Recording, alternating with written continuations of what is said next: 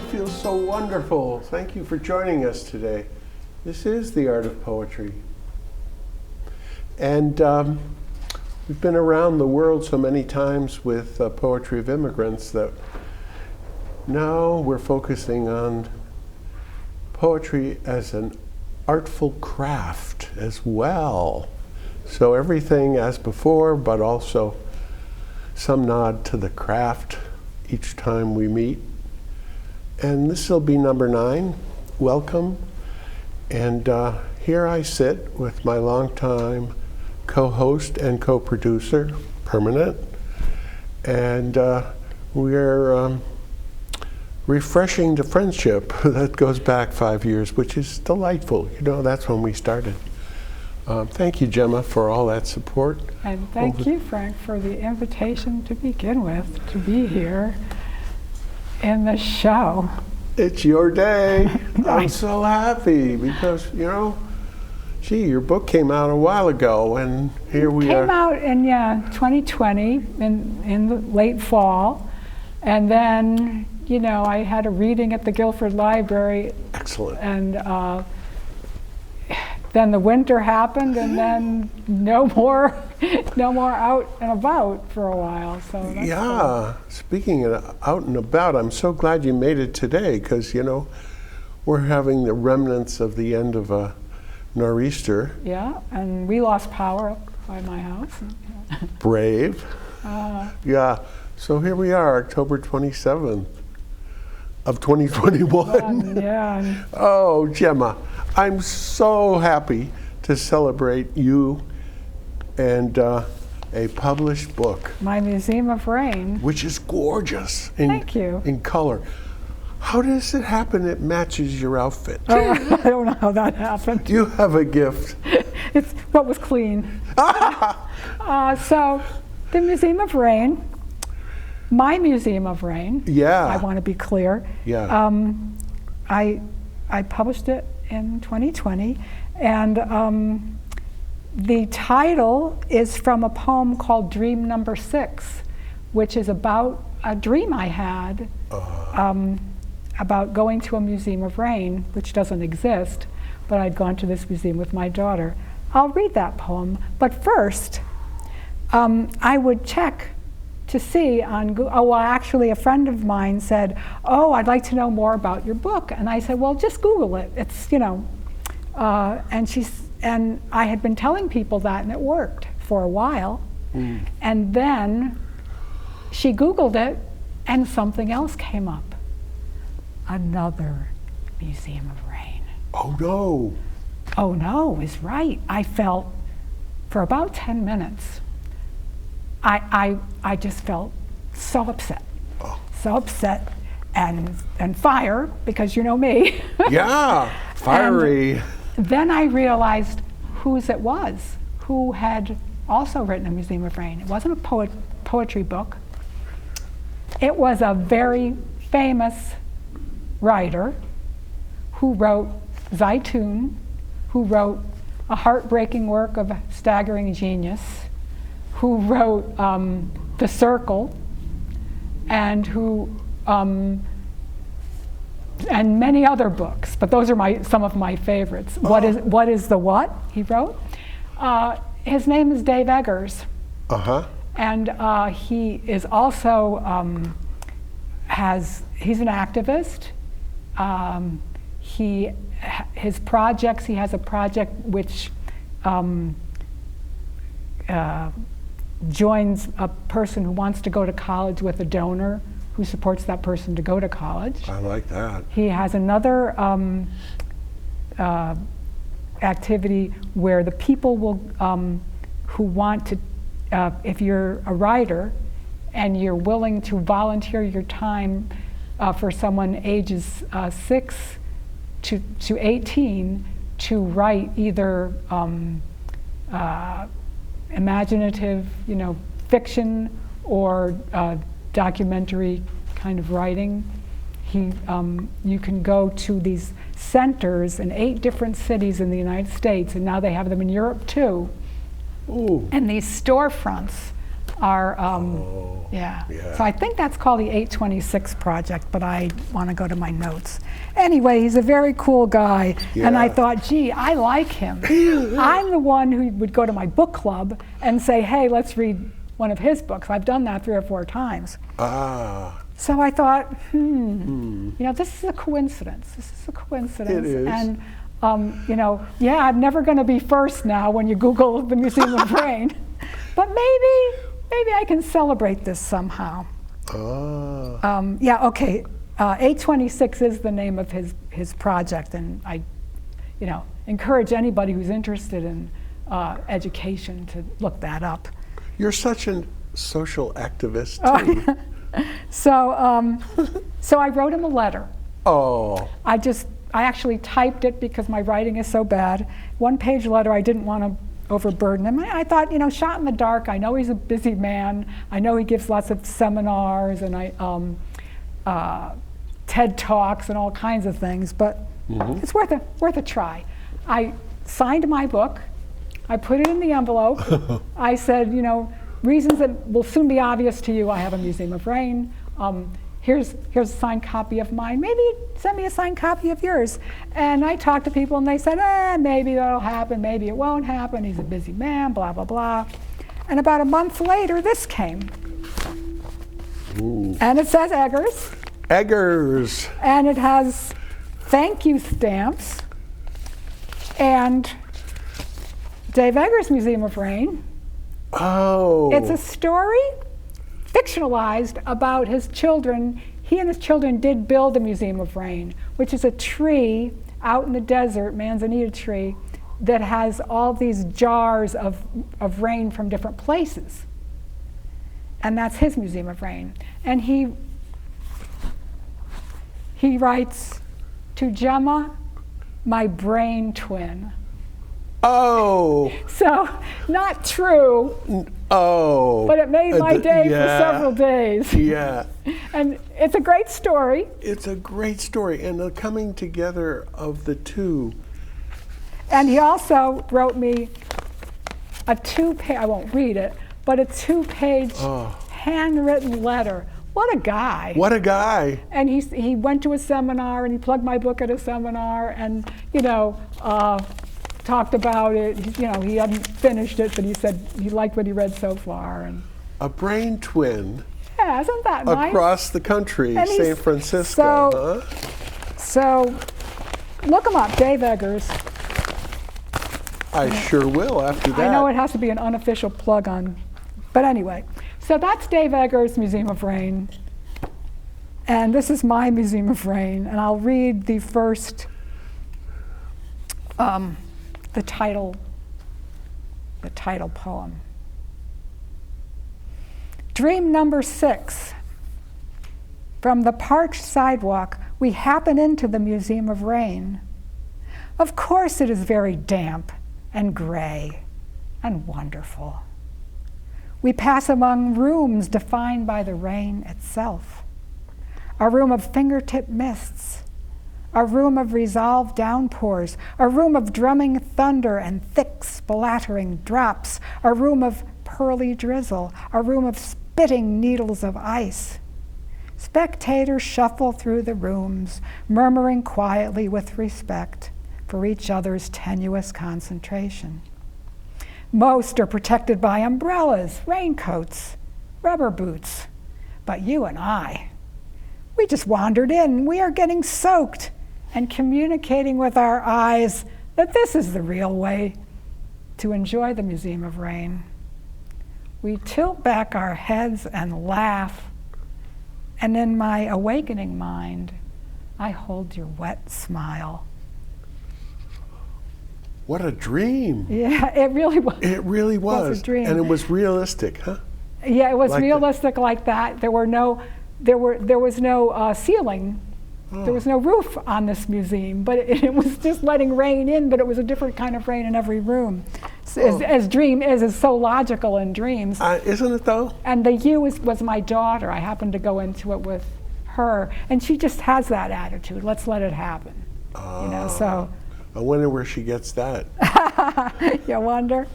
So That's an autobiographical poem, pretty much. Yeah. And before the break, I thought I'd do some autobiographical poems because you asked. And some of the poems in here are autobiographical. But I have 4 sections. There's a Solving for Why section, which are just little puzzles and musings and things like that. There's the Reptile House, which is all kind of animal, vegetable, mineral kind of nature poems inspired by. There's Happy Trails, which are the personal autobiographical poems. And there's one called All-Purpose Survival, where I get a little bit more activist. Oh. So there's 4 different sections. So I'm going to move right on to... Can I ask you about your activist? Oh, yeah, sure. Because out of a dream, all this seems to come. Uh-huh. But also wonderful resonance from India, remember? Yeah, yeah. Well, and now this wonderful coincidence of synchronicity of the 2 titles Yeah. coming together. It was, yeah. So this is so alive. Thank you, thanks. So I'm going to read another, I think I put it over here. Oh, the next one I'm going to read is about my childhood. And as many children in the 50s, I watched Westerns. There were a lot of Westerns on TV. But when I was very young, I didn't watch them as I got older, but when I was very young, I watched the Roy Rogers show, Roy Rogers and Dale I Evans. loved him. And I watched it with my father. And in my memory, when I was writing this poem, I said, part of what my father and I played was always making treaty with the Indians, never shooting them. You shoot the bad guys in those days, but but I remember making treaty with the Indians. I don't remember that we were ever hostile, which of course happened in real life, but Roy Rogers never did that. And I thought, is that just a quirk of my memory that I blocked it out? But it turns out that Roy Rogers was part Choctaw. He had adopted some Native American children, as well as children who were, more like him, his wife. Dale Evans was something else with that generosity. Right. And he was nominated and awarded Indian of the Year at that time in the 1950s. So he was appreciated for someone who would never fight Indians, in his show. And he also sponsored a show for 2 years that was about a Native American as a hero. It just never caught on at that point, but he wanted to do that. So I just wanted to give you the background for the story. Excellent. Because in the story, again, I didn't know that that's why I wanted to do, I didn't know that was in my memory because it was the way it was, not just something I blacked out. Okay, so Happy Trails, which was the song they sang. The way your new boot buckles clink when you walk puts me in mind of the spurs on Roy Rogers' boots. My father and I used to play make-believe from his red Naugahyde Barcalounger when he got home from the dental office. I sat on the armrest, he semi-reclined. I was Dale Evans, and he was Roy. I remember that with his tongue against the roof of his mouth, he could make the racing sound of horses' hooves.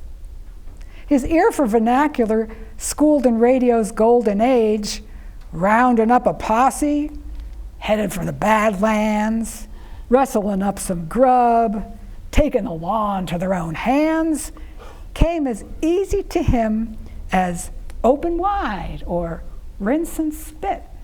We did a spell riding shotgun with the stagecoach, lassoed the bad guys, made treaty with the Indians. When my mother vacuumed under the recliner, we shot her point blank as a charging bear. But she was no use. She flopped around unconvincingly, took too long to die. Dale always knew the shortcut. She beat Roy to the pass every single time, his tongue galloping furiously, his eyebrows arching in mock surprise. When he dozed on third watch, I prized his eyelids open with my thumb and forefinger, and he'd drawl, "Ah, shucks, you caught me red-handed again." What a father memory. Oh, he was a great guy. Oh, my goodness. He was a great guy. You make him come alive. Eh. Wow. So, And the vernacular. I loved it. oh yeah, Just loved it. Yeah, he really was. He had a gift for conversation, and he was a sharp guy. What was his name? Albert Louis Gargiulo. Albert Louis Gargiulo. Right. Wonderful. Called him Al. Oh. So I'm just going to read another autobiographical poem. This is how, when you're trying to figure out what a relationship is, you know, what people can share or give to each other, or what falls out from a relationship. This is about 3 different ones, and sort of, you know, having been married for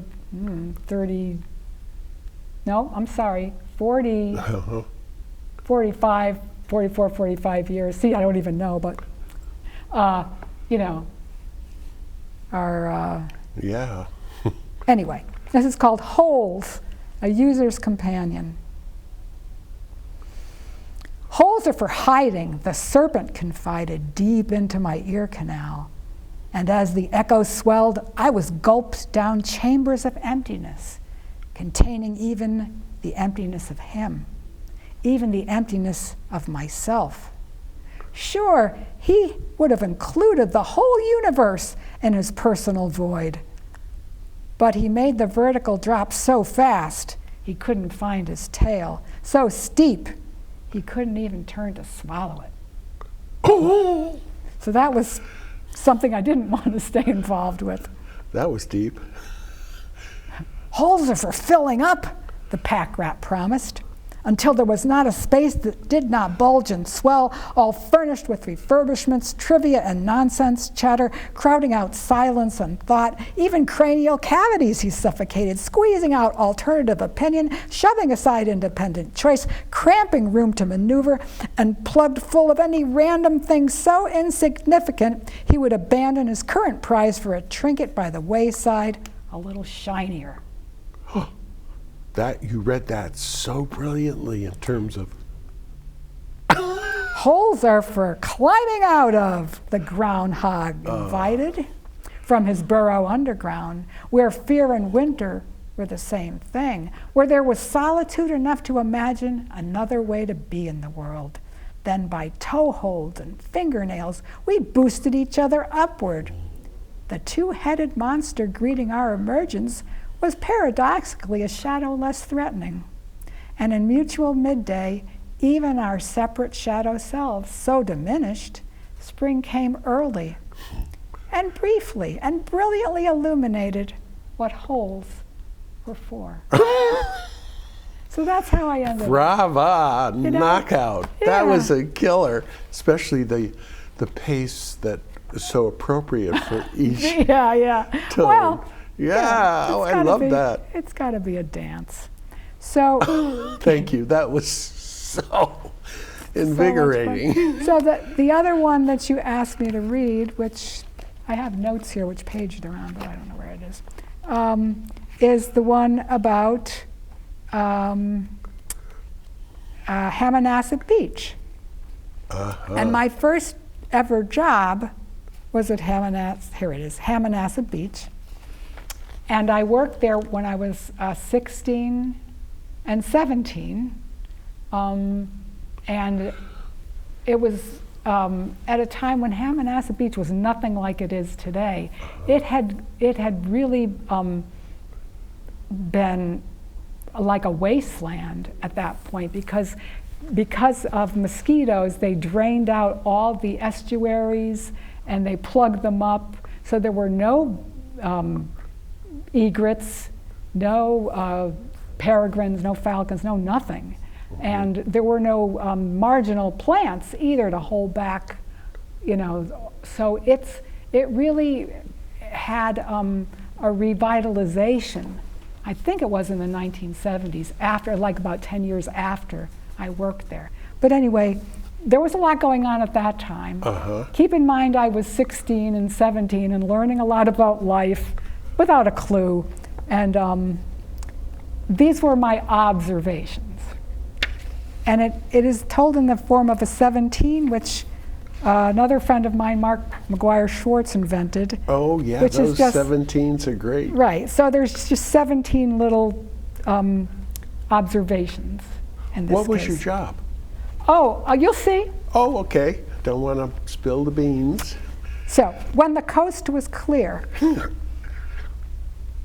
if you can make out Long Island Sound way out there, wheezed the salty geezer who tottered at the counter, pausing for dramatic slurps of his weak coffee, then scanning an oracular squint across the Sound. Then it will rain in 3 days. My first job, Beach Shack Food Service, for 3 consecutive summers, minimum wage $1.40, less $1.65 for lunch.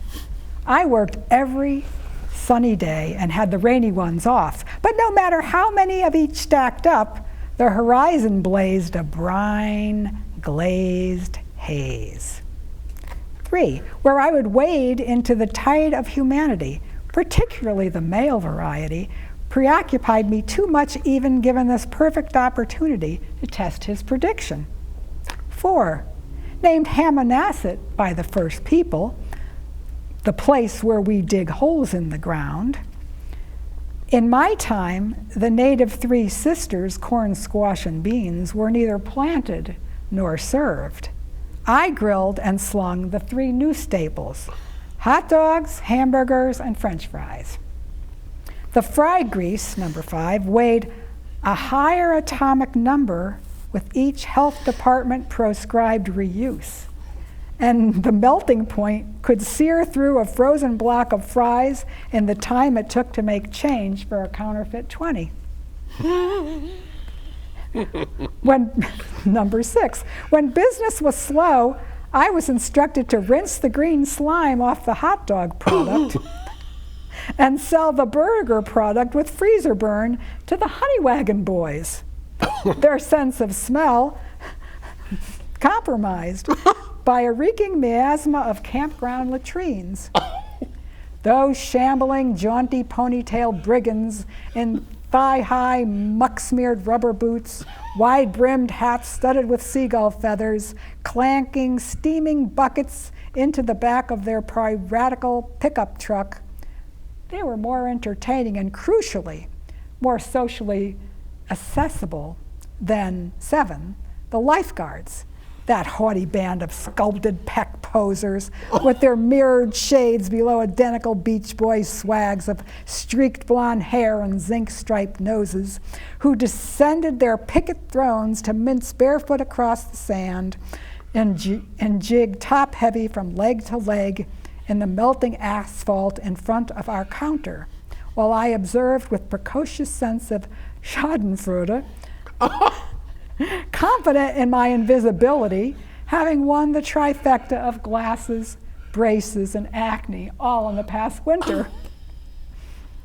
Whereas, number 8, the emphatically visible Lizzie, leather-tanned queen of the concession, a bona fide graduate high school senior with teased hair, who sucked a cigarette to the numb with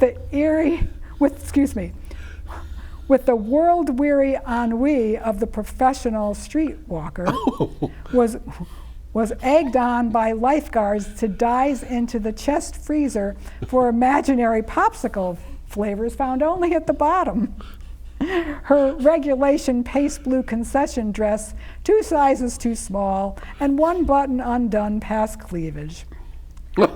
Right there in Mound 1, the last small outpost to which I had been gulagged after initial training in the old pavilion. There were several stands along the beach. Uh-huh. The old pavilion was erected as a temporary structure in 1921 and survived 2 hurricanes, decades of beach parties, eroding flood tides, and gnawing rats until its demolition after my first summer. The summer of I Can See for Miles, Come On Baby Light My Fire, RESPECT, and All You Need Is Love. But not before I mastered there the torque technique required to harvest the centrifugal filaments of cotton candy into a perfect Euclidean cone. My hair, eyelashes, eyebrows, fingernails, and respiratory system entirely shellacked from 10 hours of the accrued pink sediment. Yeah, that was a nasty one. Okay, 11. Oh man, listen to this. In Watermelon Sugar, the deeds are done and done again as my life is done in Watermelon Sugar. Far out, man. The unrequited sweetness I craved was Watermelon Sugar Boy, the delinquent junior park ranger of unattainable sophistication who read aloud excerpts of Richard Brautigan through John Lennon's spectacles while AWOL in the backroom storage space reclining on the racks of mashed hamburger buns. I feared having to explain that to the concessionaire's Tootsie wife, who manifested wicked stepmother-like on key lucrative weekends in the middle of the afternoon in gold bangles and leopard spandex capris to clear out the cash register, threatening us not to tip off her husband. And once he actually appeared in hot pursuit, and she hid her entire caddy convertible behind the bathhouses and press-ganged us to help her rocket out of the sand later when the coast was clear. It was the summer of Sunshine of Your Love, Sitting on the Dock of the Bay, Stone Soul Picnic, and Hey Jude. Oh.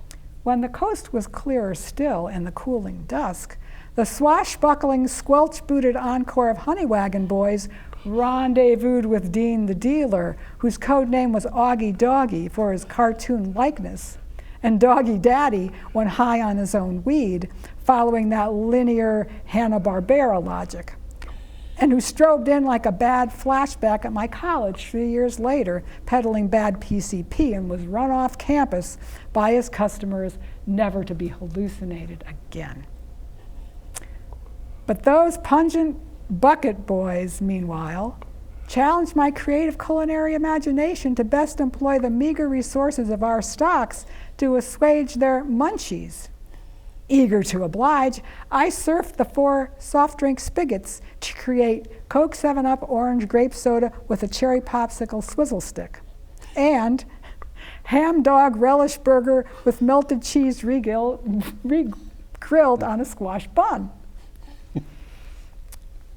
Your eyes are so blue and your eyelashes are so black, crooned one of the stone honeys late one boardwalk afternoon, perhaps by way of postprandial gratitude, and no doubt evoked by my desperate rage against the trifecta with the tentative self-inflicted mascara experiment. Oh. At that moment, I vowed that I would never accept a compliment that I did not in fact deserve again, and I have not worn makeup since. That summer of Give Peace a Chance, Lay Lady Lay, Pinball Wizard, Hot Fun in the Summertime, and Sweet Judy Blue Eyes.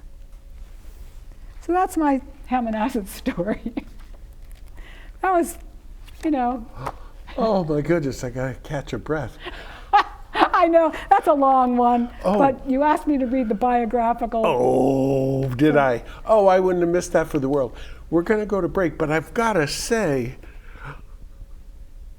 the Honey Wagon Boys as pirates, that's an image that's so perfect. Oh, and then, It wrote itself, that one. oh, did it? Yeah. Oh, that's so Yeah. pungent. And then the lifeguard's mincing? Yeah, yeah. Oh, I mean, you've knocked it out of the park. It's never going to be the same for me. And I'm there every other day. Yeah, I noticed that. Oh, where have you been, Gemma? It's like, oh my God, all of a sudden you've made the leap into the stratosphere with the details. They're so rich and Oh, thank you. alive in sense and all the six senses, you know? Oh, wow. I'm shocked. That's a good response. How good it is. We're going to go to break. We got a 3-minute interval. Grab a beer. I'll be seeing you in all the old familiar places. So I've thought a lot about what I miss the most during this pandemic. And the thing that I miss the most is you. I love playing to a live audience. There's nothing like it. There's nothing like feeling the love that you guys give to us and we're trying to give to you, and I just can't wait to get back to that. All these places that we stand in, the Ryman, Opry House, those places are just places if you don't put the people in them. The COVID-19 vaccines are going to help us all get back to the moments we miss. It's totally normal to have questions. I did too. That's why it's so important to get informed. There's a lot of talk out there about the vaccines. So ask your doctor and get the I'll facts. be seeing you. It's up to you. Community TV, your neighborhood TV. Publicly funded and a reliable partner for cable companies nationwide. It provides transparent coverage of local and state government, education, and public programming. A digital town green that can be watched anywhere, anytime, and on any device. Watch us on today's high-tech distribution methods. Community TV in Connecticut. Local, Unfiltered. reliable, and yours. Honorary Forest Ranger Betty White here, lending a hand to my dear friend Smokey Bear. Because for years, he's only said, only you can prevent wildfires. but there's a lot more to say. Like, if you park your car on tall, dry grass, the hot exhaust pipe can start a wildfire. So keep the animals safe, especially the cute shirtless one. Go to SmokeyBear.com to learn more about wildfire prevention.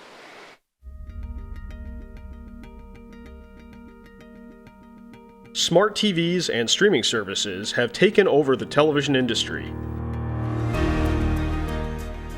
VSC TV is proud to announce our presence on Apple TV and Roku to make watching your favorite shows even easier. You can access this service by downloading the Cablecast ScreenWeave app. Then choose Valley Shore Community TV from the list of channels. Select VSC TV Live to watch our channel in full HD. Or pick a show from our on-demand video library.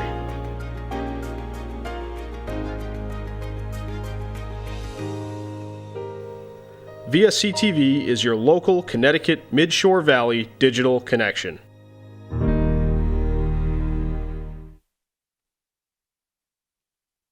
It's so good that you came back, because I'm having the time of my life and I want to share that with you. Oh, Gemma, you have knocked it out of the park. Oh, thanks, Frank. Out of my baseball park, for sure. Oh, and I love the musical interludes almost, the references, which was perfect pacing. There was always music going. There was always music in the background. It was the soundtrack. I have to say, though, in that one and the one just before it, your musical talent came out in the sounds. You know, I've been aware of that for a long time, but I mean, you reached a crescendo in the last two poems where, musical perfection, we're getting there. You know, almost like Edna St. Vincent Millay. Congratulations. Thank you. Thank you brilliant. very much. I wish. I wish being a brain twin to Dave Eggers. Hey, but a anyway. brain twin with Dave Eggers. Boy, am I going to look him up?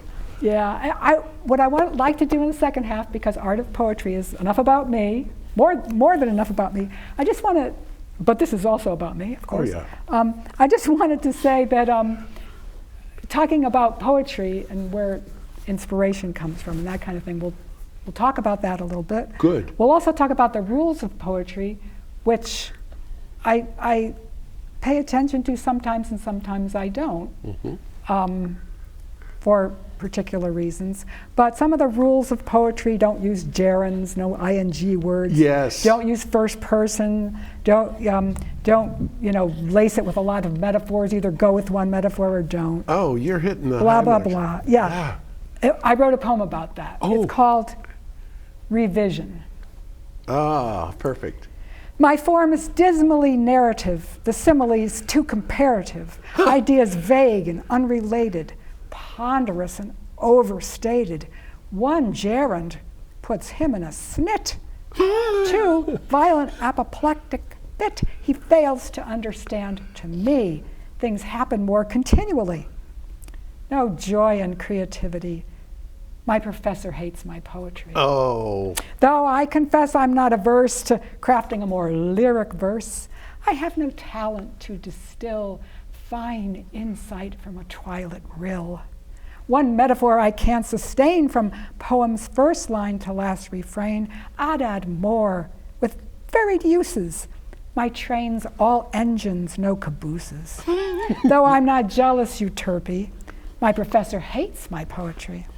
Whom I address is most unclear. Too wordy are my words, I fear. Continuous lines like prose do read. Perhaps at novels I'd succeed.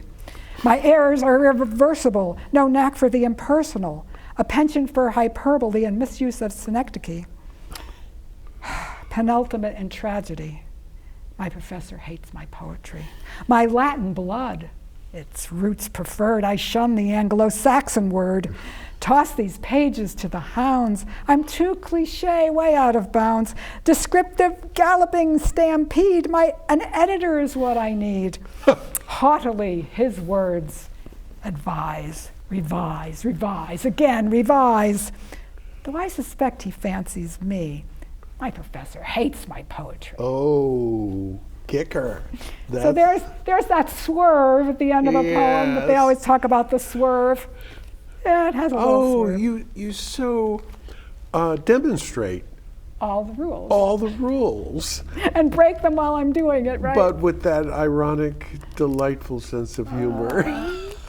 Right. Like, oh no. I'm going to move right on to this one and then go into this one. Good. But inspiration. I love reinforcing the fact that the Museum of Rain came from a dream. That's so, inspiration is really key. Thank you.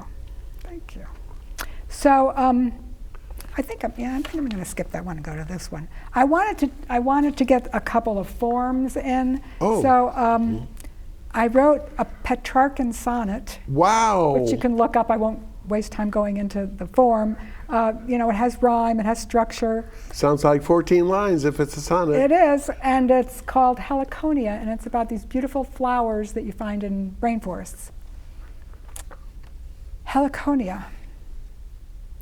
When Montreal assumed its snowy shroud, inside the hothouse dazzled an array of specimens to do Linnaeus proud, perfection in botanical display. Each bract descent proportional in size, each panicle arch perfect in repose, humidity and temperature devised, each scent intoxication to the nose. How then, years later, in a misted bower, birds humming pierced her scarlet heart aflame, the single bloom, imperfect in her hour, zigzagged by ants and overbowed by rain, more prized to me than pristine sisters dressed, in her demean true beauty manifest. Wow, that is so Petrarchan. And so when I actually got to the rainforest, the one that I found there, which was really past its bright blooming stage, but I recognized what it was, and it was just, it was in its environment, and it was like a discovery rather than a display. That was just a different experience. An epiphany. Yeah. You know what? The other element of poetry that we should emphasize with your art is diction. Your diction is fabulous. Oh, thank you. Wow. I mean, these poetic diction really comes alive in these poems. I could look up 3 or 4 words. Yeah. Right. Well, I love it. And that's the thing that I don't believe in just using Anglo-Saxon words. Right. Because then where are people going to find out about new things? That's where I find about new things, is when I don't know. Yes. And I'm glad to find words I haven't. Follow the trail of the before. diction. Okay, so page 18 and 19. I don't know, can you hold this up? I sure can. Yeah. So we talk about where do we get our ideas, and ekphrastic poetry is poetry that you write in response to another art form. It could be another poem, it could be a painting, it could be music, and I'm responding to this painting by John Singer Sargent, who is famous for his portraits of families, wealthy patron families. But what he really liked to do best, he says in his notes, is what he liked to do was to go to far off places and catch native people in their own environments. I'd call it exotic too. Yeah. It's got that flavor of, And so beyond Boston. He's in Tunisia here, and a woman is using this incense censer, and she's tenting her shawl or veil above her head to catch the incense. And what I didn't know when I wrote this was he was very famous for his whites. Art critics just said he was fabulous with the use of whites, which in this particular painting, amazing. So this is, I hope, in response to the poem, something in the nature of how it evoked the whites to me. The painting is called La Fumée d'Ambergris, pardon my mispronunciation of French, which is the perfume or the scent, La Fumée, the smoke of the incense. Ambergris incense. Toward her downcast face in reverie, dawn fog white, smoke unfurls upward, sea foam white. Gathered beneath an ample shawl, quartz stone white. Tended above receiving arms, fresh cream white. Stretched between her fingertips, moonbeam white, caressing memories, bleach bone white. The canvas, cadmium white. Her deep sleeve garment, dove down white. The column behind her, marble white. The veil into which is concealed the red passion of her lower lip, raw pearl white. The incense that perfumes her clothes pervades her recollection, thin shroud white. From silver censer highlights gleam titanium white.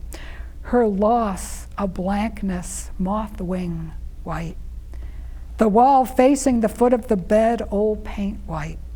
The space this painting hung, slant shadow white. Frame between 2 windows, sun bleached white. The room burdened with intention, purest white.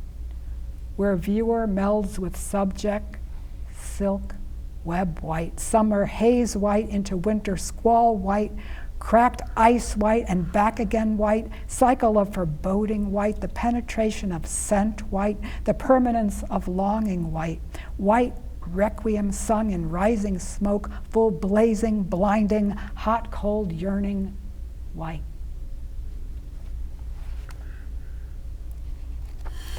You got them all. And the contrast with red was so effective. Yeah. The lip.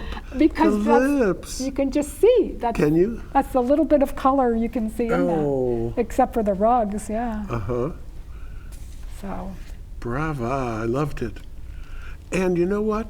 I thought earlier, as you were in the first half, really on a roll, I thought, my goodness, she's doing what John Singer Sargent did visually. She's knocked it out with the details that he would capture. Oh, I love Yeah. his paintings. I do too. For that. I do. The richness of the details. Oh, So do I have time for one more, you think? yes, yes.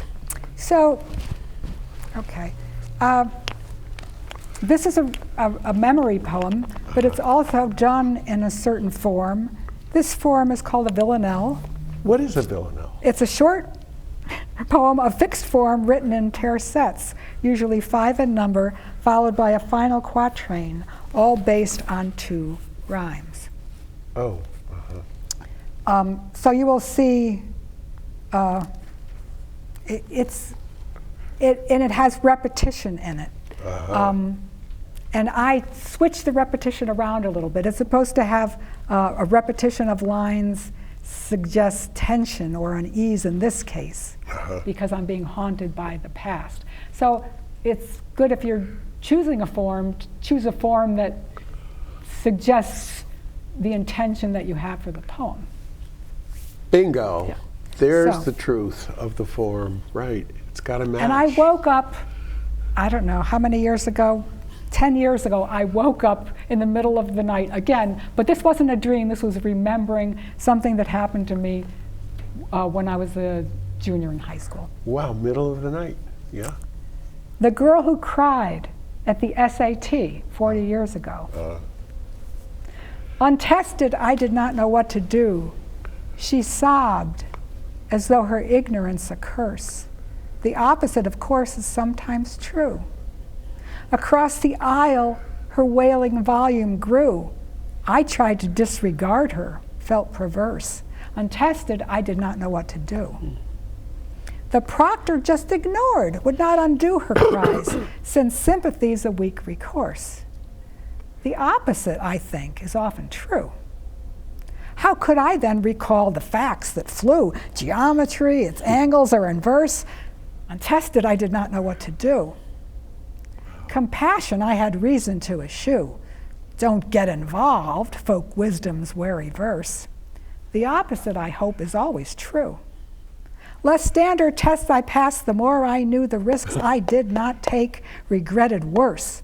Untested, I did not know what to do. The opposite, at least, I know is true. So I still regret that I didn't blow my own test, go over to her and say, gee, you know, it doesn't matter that much. Oh, yes, yes, I've had those moments. You know? Bravo. But I was, you know, I was told I had to stay in my seat and not look at anybody else's SAT test and finish it, so. May I say that you have mastered your craft in a way that I haven't been aware. I mean, the sonnet is a beauty. It's a perfectly appropriate for the love.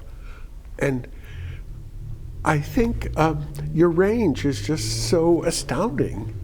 Well, if you're not going to have fun with it, you know. If you're not going to have fun, and that, boy, that is shown today so well. I'm having the fun, you know? You know, so there are many poems that I've written that don't make the cut, I have to tell you. Yeah, I'm with you. But revision, wasn't that a wonderful one? Yeah.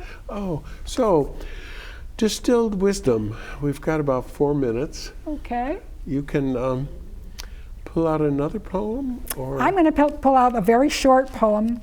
Yeah. And this one illustrates what are your inspirations. And what are your inspirations in this one? I was going up lodgepole pine ladders to get to a Kiva and Bandelier Natural Monument. Native, and I'm afraid of heights very much. So to walk up these ladders was scary. But how So do you- I put myself out of it into somebody else. Excellent. Cliff dweller. One palm and both arches slapping the rungs, mother's rhythm of ascent. The child, cocooned to her back, lurches sideways, snatching at a zigzag motion, interrupting the turquoise sky. As she counterbalances, the water vessel slips from mother's other hand. She laughs, already contriving a new design to paint on a replacement jug. A pattern of fluttering wings before the old pot clatters to wet fragments in the valley below.